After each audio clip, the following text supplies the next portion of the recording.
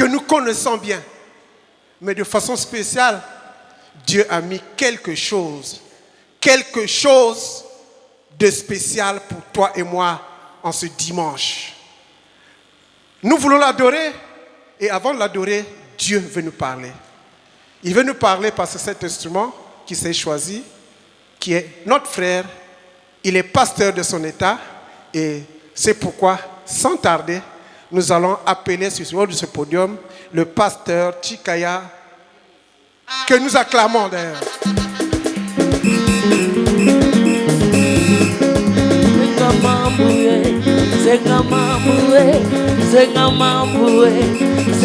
Yesu zenga mambwe, yaya zenga mambwe, papa zenga mambwe yo, wo zenga mambwe.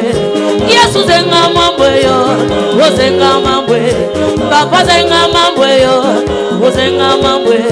Yaya zenga mambwe yo, wo zenga mambwe, yaya zenga mambwe yo, wo zenga mambwe, papa zenga mambwe yo, wo zenga mambwe, yaya zenga mambwe yo, wo zenga mambwe. Yesu zenga mambwe yo, wo zenga mambwe, yaya zenga mambwe yo, wo zenga mambwe, shama zenga mambwe yo, wo zenga mambwe, yaya zenga mambwe yo, wo zenga mambwe.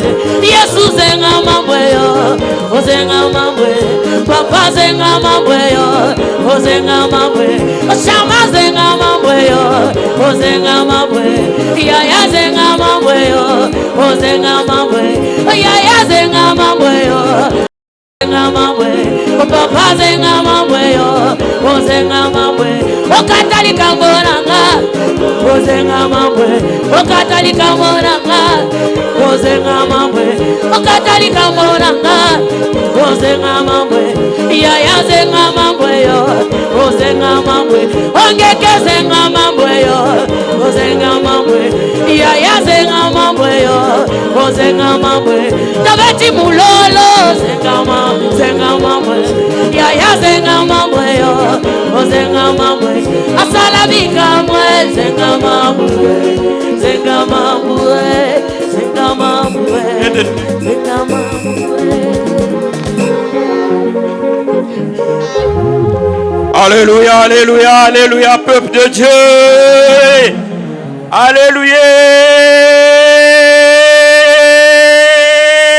Je suis dans la joie, vous êtes dans la joie cet après-midi avec notre Dieu, avec le Seigneur Jésus. Wouh! Quand je vous vois, la façon que vous brillez, je vois que l'onction est là. L'onction déborde. Alléluia, gloire à Jésus. Je voulais, par ma voix, bénir la bergerie nationale. Je voulais bénir la coordination nationale et tout le staff de la coordination. Je voulais aussi bénir la coordination départementale, le couple coordonnateur et tout le staff. Je veux bénir aussi vous le peuple, vous qui êtes là. Vous êtes venus pour adorer le Dieu grand, le Dieu redoutable. Je voulais aussi bénir mon épouse. Oh, bien aimé, applaudissez pour elle. Applaudissez pour cette femme. Parce que si cette femme n'avait pas mis les genoux par terre, je ne serais pas avec vous. Et beaucoup ne devraient pas me connaître. Je serais loin, loin d'ici, à 18 millions de kilomètres. Mais par cette femme, elle a prié, elle a intercédé, le Saint-Esprit l'a écouté, Dieu l'a exaucé. Et me voilà revenir au pays pour venir servir le Dieu grand, le Dieu puissant, pour venir servir le Dieu qui donne des solutions, pour venir servir le royaume de Dieu.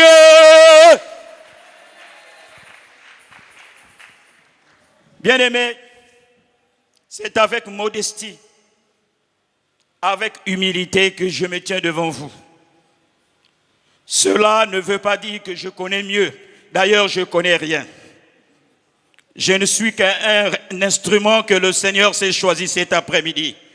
Il m'a juste localisé et il m'a fait grâce de pouvoir partager la pensée de Dieu avec vous.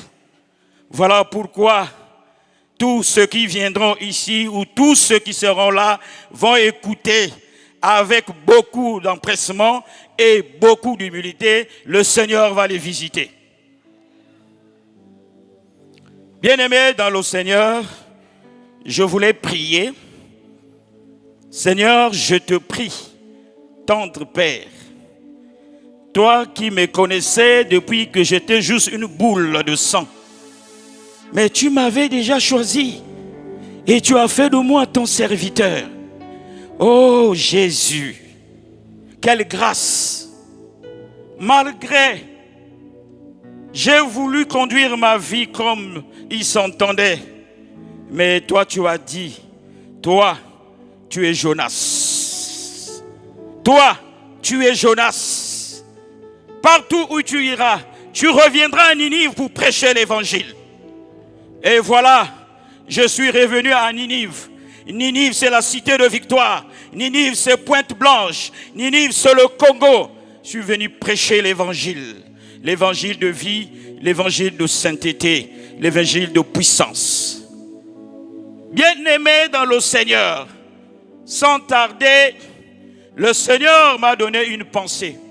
Et cette pensée, je l'ai tirée dans Matthieu 6, Matthieu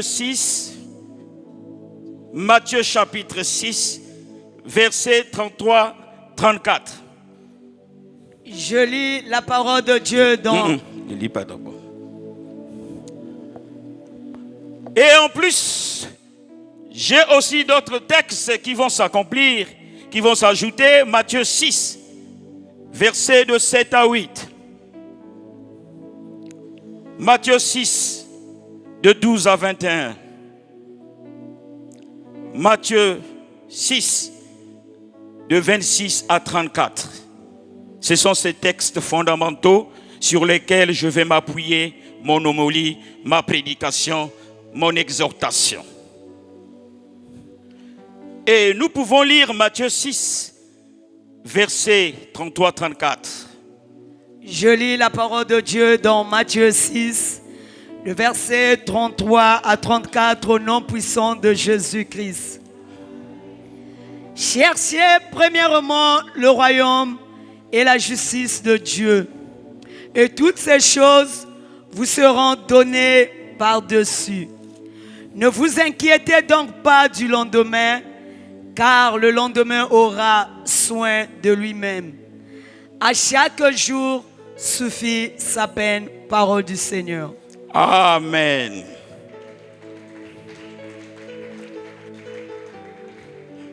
Bien-aimé, je suis le pasteur Chikaya par la grâce de Dieu. Je suis un fils du ministère, promotion Daniel. C'est ici, sur le sable ici, que nous avons été formatés, que nous avons reçu le message du combat spirituel et Dieu nous a fait grâce de croître, jusqu'à devenir serviteurs. Bien-aimé, la pensée, le thème que j'ai eu par rapport à ce message, à ce texte de Matthieu 6, verset 33-34, le thème, je l'ai intitulé « La priorité absolue du royaume ». La priorité absolue du royaume. Qui dit priorité, qui dit urgence, qui dit constance et absolue. Bien-aimé dans le Seigneur.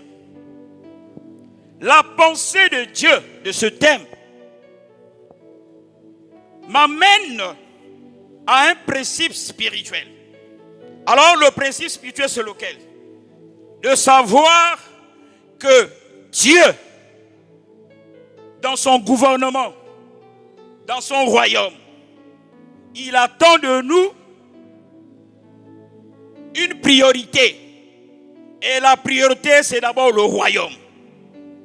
La priorité, ce n'est pas ce que nous sommes devenus ou ce que nous étions avant, mais la priorité de Dieu, c'est le royaume. Travailler pour le royaume. Travailler pour le royaume, en d'autres termes, veut dire que les enfants de Dieu, ceux-là qui viennent dans les prières matinales, qui viennent dans les chaînes de prière, qui viennent dans les retraites, qui viennent dans les intercessions, ce sont ceux-là qui travaillent pour le royaume de Dieu. Ils se préparent parce que les affaires du Père sont plus importantes que nos ventres, nos besoins quotidiens. Les affaires du Père sont d'abord au premier de prime abord. Les affaires du Père, c'est d'abord évangéliser, remplir cette salle de l'adoration. Les affaires du Père, c'est aller plus loin dans une autre dimension spirituelle. C'est même ça le royaume. Le royaume, ce n'est pas rester stagné, ne pas avancer. Le royaume de Dieu, c'est aller plus loin dans l'intimité de Dieu même. Oh, est-ce que je peux recevoir un amen? Gloire à Jésus. Bien-aimés, le royaume de Dieu nous conduit à ce qu'on appelle préparer le salut, un salut éternel. Le royaume de Dieu nous amène, nous pousse vers la présence de Dieu, de telle sorte que nous puissions mettre toute notre confiance en Dieu et que rien ne pourra bouger notre foi, rien ne pourra nous emmerder, aucune anxiété, aucune situation, aucun problème, aucun combat pourra nous remettre en cause l'amour que nous avons pour Dieu. Le Seigneur Jésus, un jour, il se trouvait vers le lac Tibériade, dans la terre de Galilée. Et ce jour-là, il devrait enseigner les disciples. Il devait préparer le royaume, parce que le royaume se prépare d'abord sur terre, et après, quand tu mourras, tu monteras, et au ciel, Dieu va t'accueillir, le ciel va t'accueillir. Mais il devait préparer ses disciples. Il leur amène de l'autre côté du lac, sur la montagne. Voilà pourquoi on appelle cela le sermon sur la montagne. Et ce sermon sur la montagne, il commence à leur apprendre comment prier. Il commence à leur donner des valeurs chrétiennes. Il commence à dire comment on marche. C'est à partir de là, les disciples ne pouvaient pas se comparer avec les païens. Les disciples devaient suivre leur maître. Et leur maître, c'est Jésus. Et nous, aujourd'hui, nous devons suivre aussi notre Père, notre Seigneur et Sauveur, qui s'appelle Jésus-Christ de Nazareth.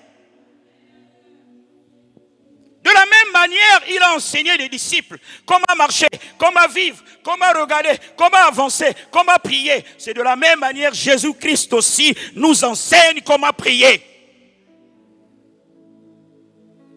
Mais bien aimés, beaucoup parmi nous sont dans les anxiétés.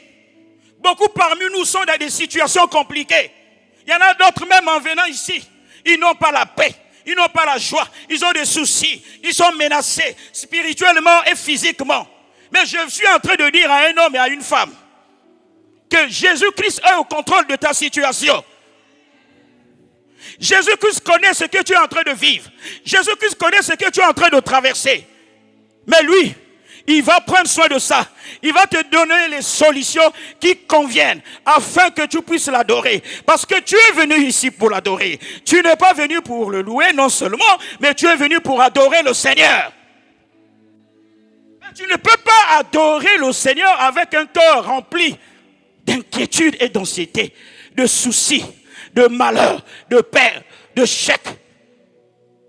Parfois même tu te dis, est-ce que je vais atteindre la fin du mois? Parce que tu ne sais à quel sens avouer. Tu te dis, mais ce Dieu-là, m'a-t-il abandonné ou quoi? Mais je te rassure, et je t'affirme et je te réaffirme que le Seigneur est avec toi. que le Seigneur va opérer. Et lorsqu'il opère, il n'attend pas le oui à la main d'un homme. Lui, il opère selon sa volonté. Lui, il opère selon que lui-même, il pense le faire et le temps et la circonstance. Parce qu'il est le Dieu de temps et des circonstances. Bien-aimé dans le Seigneur, il aurait fallu que Jésus-Christ enseigne. C'était important, le sermon sur la montagne devait édifier les disciples. Mais de la même manière que ça devait édifier les disciples, ça devait aussi nous édifier. Parce que nous en avons besoin. Parce que quand je crie, aujourd'hui je n'ai pas mangé, aujourd'hui je ne me suis pas vêtu, aujourd'hui j'ai des situations financières. À cela, Dieu, tu ne peux pas adorer le Seigneur. Dans cet état de choses, tu ne pourras jamais adorer le Seigneur. Tu ne pourras jamais adorer le Seigneur dans ces lieux. Alors tu as le souci qui a gagné ton cœur. Tu as des problèmes énormes. Tu ne sais plus quoi faire. Mais je te dis ce soir, il y a Jésus de Nazareth. Il y a Jésus de Nazareth qui est la solution de ton problème. Qui est la solution de tes problèmes financiers. Qui est le problème dans ta stérilité, dans le divorce. Même si le divorce te guette, Jésus-Christ est capable de régler ça. Même si on s'est moqué de toi comme Anne, que tu ne mettrais pas au monde. Mais je te dis ce soir, tu mettras au monde. Parce que Dieu va signer un décret au ciel. Et ce décret, lorsqu'il va tomber, à ce moment-là, tu vas avoir une grossesse miracle. Même si on a dit que tu ne travailleras pas. Mais moi, je te dis, à ma qualité de sacrificateur, toi, avec la relation, l'alliance que j'ai avec Dieu, je déclare que toi, tu travailleras. Je déclare que toi, tu seras guéri. Je déclare que les bonnes choses arriveront dans ta vie. Le diable ne peut pas nous malmener jusqu'à ce point. Nous avons un Dieu puissant, bien-aimé dans le Seigneur. Nous avons un Dieu grand, un Dieu redoutable. Mais pourquoi tu t'inquiètes? Pourquoi as-tu peur? Tu as peur de quoi? Le Dieu qui est en toi, c'est un Dieu qui a créé le ciel et la terre. Il dit au commencement, la terre était informe. L'Esprit de Dieu mouvait sous les eaux. Bien-aimé, il a dit, créons l'homme à notre image. Toi, tu as été créé à l'image de Dieu. Ça veut dire quoi? Ça veut dire dans d'autres termes que toi, tu es un Dieu. Mais pourquoi tu as peur? Tu as peur de ce qui t'arrive. Tu as peur de la vie que tu es en train de traverser. Tu as peur de la situation que tu es en train de traverser. Mais je te dis, je te rassure, ce soir, quand tu vas recevoir cette parole, ta façon de penser va changer. Tu ne seras plus la même personne. Pourquoi t'inquiètes-tu du vêtu? Pourquoi t'inquiètes-tu de la nourriture? Pourquoi t'inquiètes-tu de l'argent de poche? Pourquoi t'inquiètes-tu de la maison?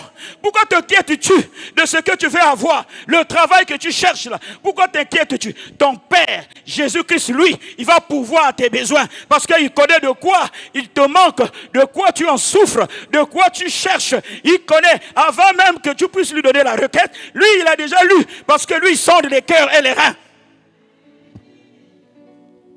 C'est ce Dieu-là que nous cherchons. Nous ne sommes pas venus ici pour un autre Dieu, le Dieu du combat spirituel, le Dieu de maman et papa, heureuse mémoire. C'est ce Dieu-là qui nous a monté. Et quand ce Dieu-là est avec nous, nous avons la victoire. Et là, nous pouvons adorer le Seigneur. Là, nous pouvons adorer le Seigneur. Parce que nos problèmes seront résolus. Bien-aimé, tu t'inquiètes trop. Pourquoi l'anxiété? Pourquoi tu apportes autant de problèmes dans ton âme? Ton âme n'est pas en paix. Les choses du monde est une vanité de vanité. Tout ça, ça passera. Bien-aimé, les maisons, les voitures, l'argent, tout ça, ça passera. Bien-aimé, pour ouvrir une petite parenthèse. J'ai vu un milliardaire avec des Rolls-Royce, avec des Bugatti, avec un château, avec des dollars sur un bureau. Mais il est décédé. Toutes ces choses sont restées comme de la terre. Bien-aimé, personne pour prendre l'héritage. Mais il ne connaissait pas ce Dieu-là. Il ne connaissait pas ce Dieu. Il avait mis le cœur dans sa richesse. Bien-aimé, il est mieux pour nous, toi et moi, de mettre notre foi dans la richesse du ciel. Parce que toi, quand tu viendras pour exhorter, quand tu viendras pour prêcher la parole de Dieu, à ce moment, Dieu, en retour, lui, il va s'occuper de tes problèmes. Mais le païen, il met sa foi dans le matériel. Mais moi, je t'en conjure cet après-midi, ne mets pas ta foi dans le matériel. Le matériel est une vanité. Ça passera. Tout ce que tu me réclames là, Dieu, lui, connaît. Il sait à quel moment il va te bénir. Il sait, il a déjà préparé un plan. C'est ce qu'on appelle un plan économique. Il connaît. Il sait que toi, tu as besoin d'une maison. Il va t'ouvrir une opportunité où tu vas être béni. Et après, tu auras une maison. La maison va construire et tu vas commencer à bénir le Seigneur. Trop d'inquiétude, les enfants de Dieu. Trop d'inquiétude. Là où il ne faut pas avoir des inquiétudes. Mais nous avons un Père céleste. Mais nous avons un Dieu puissant. Les disciples, eux-mêmes, ils ne comprenaient pas comment le Christ opérait. Ils ne comprenaient pas comment le Christ opérait. Parce que tantôt le Christ, lui, il se réveille à minuit, il commence à prier. Tantôt quand il veut le manger, lui, il prie. Parce que lui, il était connecté avec le Saint-Esprit. Lui, il avait la puissance du Saint-Esprit en lui. Donc, il pouvait prier, il pouvait connaître les éléments, il pouvait connaître les événements. Avant même que vous lui dites, les disciples ne comprenaient pas le Christ. Il dit, mais cet homme-là, comment il marche? Il y a un homme, cet homme-là, c'est Pierre, qui a pu avoir la révélation réelle de Christ. Les gens ont demandé, il a demandé à ses disciples, qu'est-ce que vous pensez de moi? Qu'est-ce que les gens disent? Qu'est-ce que les gens disent à la cité de Victoire? Pierre, qui avait la révélation, il a dit, tu es le Messie, tu es le Christ. Et il n'y a que lui, Pierre, qui était parmi ses disciples, qui a pu avoir la révélation du Seigneur Jésus. Le reste des disciples, ils ne comprenaient pas. Parce qu'ils n'étaient pas spirituels, ils étaient charnels. Bien aimé, quand quelqu'un est charnel, il pleure. Quand quelqu'un est charnel, il s'inquiète. Quand quelqu'un est charnel, il a des soucis. Quand quelqu'un est charnel, il ne peut pas dormir. Parce que la nuit, pour lui, ça devient une corvée. Mais tu as un Dieu. Tu as un Dieu puissant. Fais valoir ton Dieu. Fais élever ton Dieu. C'est à lui qui va s'occuper de tes problèmes. C'est lui qui va... Toi, on te demande seulement, occupe-toi des affaires du Père, les affaires du royaume. Si le royaume est préparé et que les âmes viennent, dans le ciel, Dieu est content. Bien-aimé, la rétribution que tu auras une grande rétribution. Dieu va te bénir parce que c'est à cause de toi, des centaines d'âmes ont été converties. C'est ce que Dieu attend de nous. Dieu attend de nous que nous puissions d'abord préparer le royaume. Voilà pourquoi le royaume, il faut le préparer. C'est pas quand tu meurs, c'est quand tu es vivant. Tu dois préparer le royaume. C'est quand tu es vivant, tu dois travailler pour le royaume. Moi, je bénis le Seigneur. Je bénis la JCC. Maman Ruth, je vous bénis de ce que vous êtes en train de faire pour le royaume. Quand je vois votre connexion, je dis oui, c'est ça que Dieu attend. Travailler pour le royaume. Mais le royaume, les autres choses vont passer. Ton ventre va passer. Ton argent va passer. Ça sera comme de la terre. Tu ne regarderas même pas, parce que quand on va t'enterrer là-bas, tu ne pourras même pas te tourner dans ton cercueil. Mais pourquoi t'inquiètes-tu? Oh Jésus, oh Jésus, oh Seigneur, tu es tellement bon Jésus. Pourquoi t'inquiètes-tu? Alors je veux vous donner quelques principes.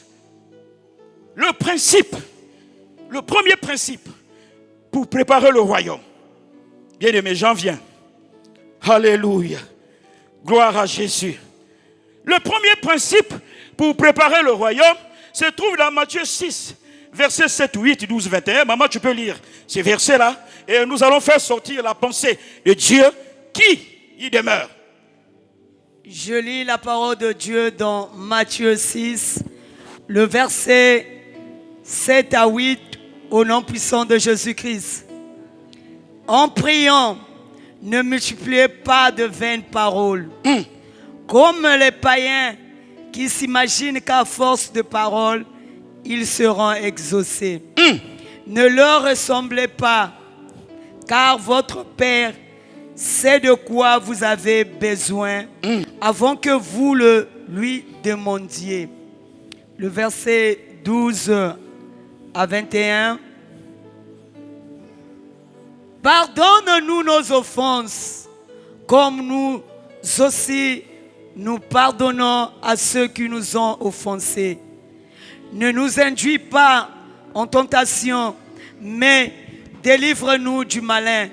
Car c'est à toi qu'appartiennent dans tous les siècles le règne, la puissance et la gloire. Amen. Amen. Si vous pardonnez aux hommes leurs offenses, votre Père céleste vous pardonnera aussi. Mais si vous ne pardonnez pas aux hommes, votre Père ne vous pardonnera pas non plus vos offenses. Lorsque vous jeûnez, ne prenez pas un air triste comme les hypocrites qui se rendent le visage tout défait pour montrer aux hommes qu'ils jeûnent. Je vous le dis en vérité, Alléluia. ils reçoivent leur récompense. Mais quand tu jeûnes, parfume ta tête et lave ton visage, afin de ne pas montrer aux hommes que tu jeûnes, mais à ton Père qui est là dans le lieu secret. Et ton Père qui voit dans le lieu secret te le rendra. Ne vous amassez pas des trésors sur la terre où la teigne et la rouille détruisent et où les voleurs percent et dérobent. Mais amassez-vous des trésors dans le ciel où la teigne et la rouille ne détruisent point et où les voleurs ne percent ni ne dérobent. Le verset 21. Car là où est ton trésor, là aussi sera ton cœur. Parole du Seigneur. Alléluia. Là où est ton trésor, c'est là où est ton cœur. Bien-aimé, je te dis d'avoir le cœur pour le royaume. Parce que si ton cœur est lié pour le royaume, à ce moment-là, tu as des bénédictions du Seigneur. Tu as des bénédictions du Seigneur. Tu ne vas pas s'attacher de faire comme les païens. Toi, tu es chrétien. Tu seras mis à part. Tu seras différent. Alors, la première des choses qu'un chrétien doit avoir, c'est pour préparer le royaume, il doit avoir une intimité authentique avec le Seigneur. L'intimité authentique, en d'autres termes, c'est la communion. C'est la consécration avec Dieu.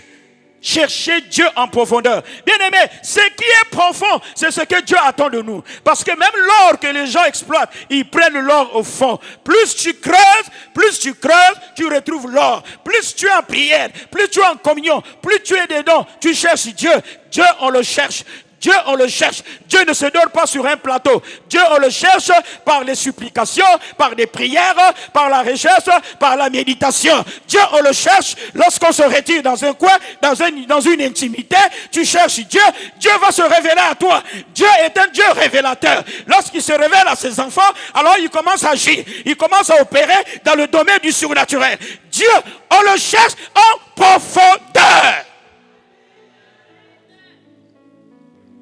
La première des choses que Dieu te demande pour que tu prépares le royaume, bien-aimé,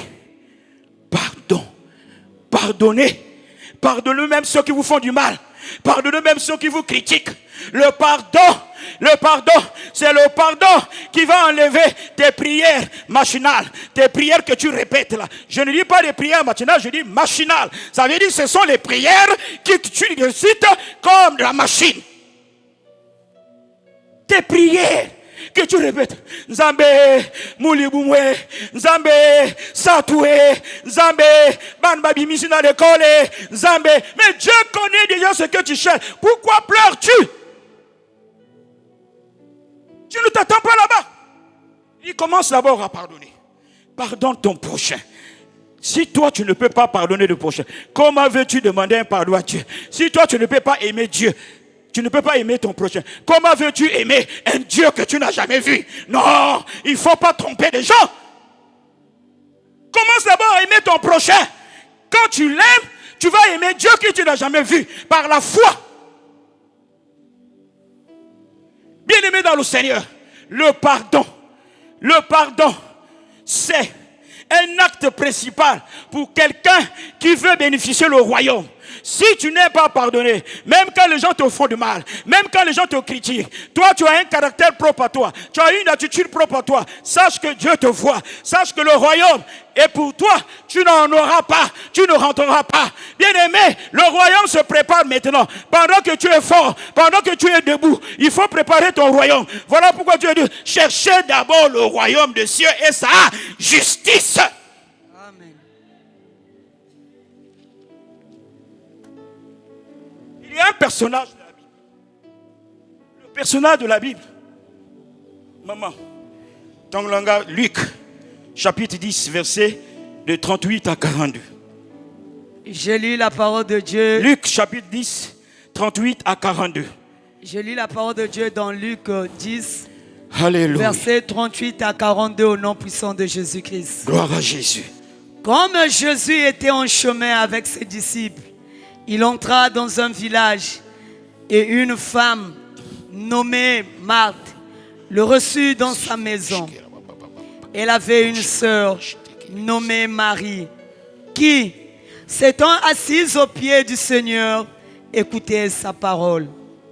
Marthe, occupée à divers soins domestiques, survint et dit, « Seigneur, cela ne t'est-il rien que ma sœur me laisse seule pour servir? Dis-lui donc de m'aider. » Le Seigneur lui répondit, « Marthe, Marthe, tu t'inquiètes et tu t'agites pour beaucoup de choses. Une seule chose est nécessaire.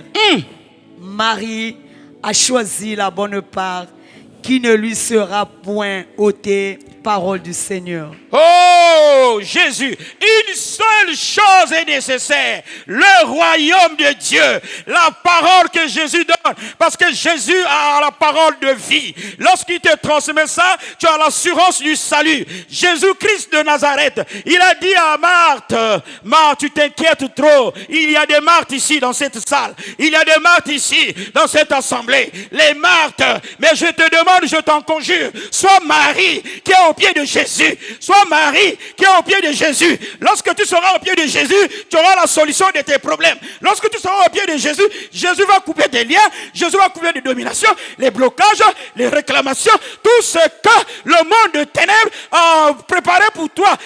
Au pied de Jésus, tu as la vie. Oh, c'est pour cet amen là que je m'attendais. Amen. Oh! Tu t'inquiètes trop, Marthe. Marie a pris la bonne part. Maman Ruth, toi tu as pris la bonne part. Allez. Tu es toujours au pied de Jésus. C'est la bonne part, bien-aimé, pour le royaume. Le royaume veut des gens qui sont au pied de Jésus, qui cherchent Jésus midi, matin, soir, la nuit, minuit, 3 heures. C'est ça que Jésus attend de nous pour travailler le royaume. Et lorsque tu seras un homme de prière, c'est à ce moment-là que Dieu, il va maintenant tourner le regard vers toi. Il va maintenant dire, oui, ça c'est un fils. C'est un fils, c'est pas un enfant. Parce qu'il comprend le bien fondé de son salut. Alléluia. Marthe refuse d'être Marthe. Sois Marie bien-aimée dans le Seigneur. Sois Marie, sois Marie, sois Marie qui est au pied de Jésus. Sois Marie qui est au pied de Jésus, qui écoute les bonnes paroles, les paroles de vie. Sois Marie, c'est à ce moment-là. Viens, viens, viens au culte matinal. Viens, viens à la chaîne de prière. Viens à l'intercession. Viens à la retraite. Viens au séminaire. À ce moment-là, tu auras la parole de vie. Pour le royaume, je vais bientôt chuter. Bien-aimé dans le Seigneur, Jésus-Christ, comme c'était un grand esprit. Ah Jésus, tu es tellement bon. Jésus c'est un grand esprit, Maman Ruth. Un grand esprit. Il dit, mais vous qui vous inquiétez, si moi, Jésus, j'arrive à prendre l'herbe anywhere, any place, partout. Il prend l'herbe, on prend ce herbe-là, on brûle, il reproduit l'herbe.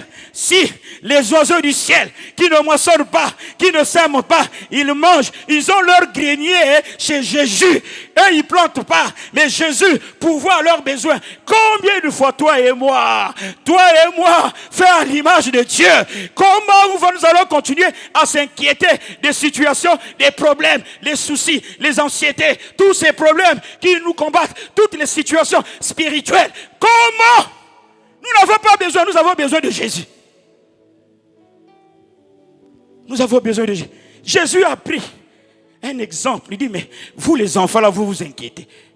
Peuple du combat spirituel, vous vous inquiétez de trop. Jésus a dit, les oiseaux, qui les fait nourrir? Les oiseaux, est-ce qu'ils plantent?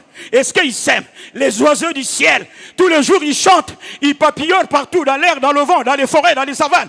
Mais est-ce qu'ils produisent? Mais toi, qui a été fait à l'image de Dieu, tu as le temps d'adorer, tu as le temps d'aller travailler, parce que l'homme mangera à la sueur de son front. Oh, regarde, amen. C'est un petit amen. Bien-aimé, c'est pourquoi le Seigneur dit, cherche d'abord le royaume. Cherche d'abord le royaume. Un royaume éternel. Un royaume que toi, lorsque tu as préparé, bien-aimé, tu seras tranquille. Lorsque tu as préparé ton back-up, ton arrière, tu connais que moi j'ai travaillé pour le Seigneur. Bien-aimé, quelqu'un chrétien qui a beaucoup travaillé, pasteur, messager, disciple de Jésus, qui a travaillé pour Jésus, il ne s'inquiète pas pour la mort. Parce qu'il sait qu'il a travaillé pour Jésus. Et après, il aura le salut. Et après, il ira dans le royaume. Et dans le royaume, c'est ce que Dieu a préparé, a montré aux disciples. Il dit, regardez le royaume. Dans le royaume, on ne parle pas du mal. Dans le royaume, on n'ensorcelle pas les autres. Dans le royaume, on n'envoûte pas les gens. Dans le royaume, on n'est pas orgueilleux. Dans le royaume. Alors que si tu es orgueilleux, si dans le royaume, tu ne peux pas vivre dans le royaume. Le royaume, c'est pas dans... Non, là, on te met à côté, tu es disqualifié.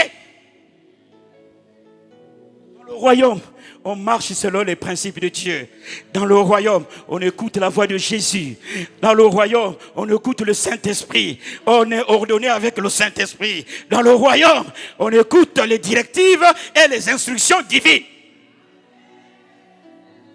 C'est ce que Dieu attend de nous, bien-aimés dans le Seigneur. Mais je connais le peuple du combat spirituel. Parce que vous êtes un bon peuple. Vous êtes un peuple qui connaît le Seigneur. Vous êtes un peuple qui aime le Seigneur. Parce que ici, il y a des gens qui sont venus avec des pantalons troués, qui sont venus à pied. Dieu les a visités. Dans le royaume, ils ont été bénis. Dans le royaume, Dieu a fait. Dans le royaume, Dieu a abondamment béni ses enfants. Aujourd'hui, vous pouvez adorer ce Dieu. Ceux-là qui ont vu la main de Dieu. Les autres, si jusque-là tu es dans les inquiétudes, tu es dans les soucis, continue à chercher Dieu. Mais Dieu te dit, le royaume est proche. Le royaume est proche. Le royaume est à côté de toi. Il n'y a que ton cœur. Si ton cœur tu donnes à Jésus, tu commences à marcher selon ses principes, à ce moment-là, tu es qualifié au royaume.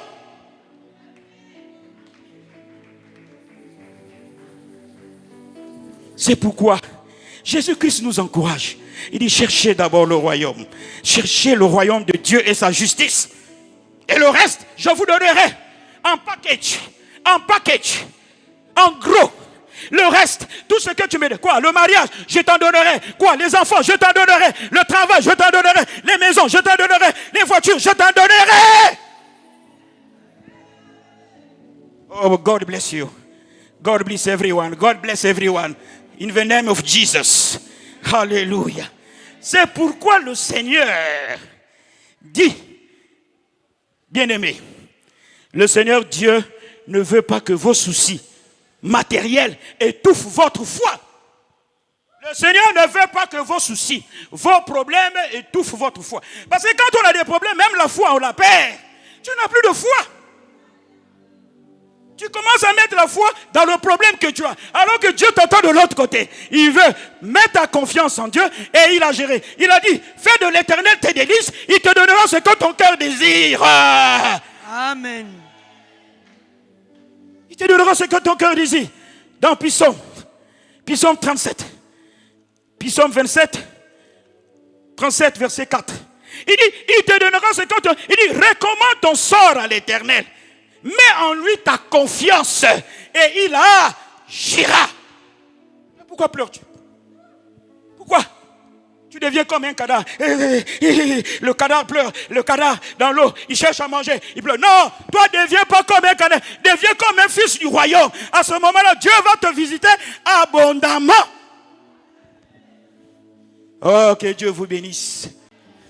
Que Dieu bénisse sa parole. Que Dieu ouvre vos portes. Que Dieu agit dans vos vies. Que Dieu illumine votre cœur. Que Dieu illumine vos pensées. Que Dieu ajoute la lumière et la connaissance et l'intelligence. Quelle que soit la dureté de cœur, Dieu est capable de transformer ton cœur et faire de toi un fils du royaume. Que Dieu vous bénisse.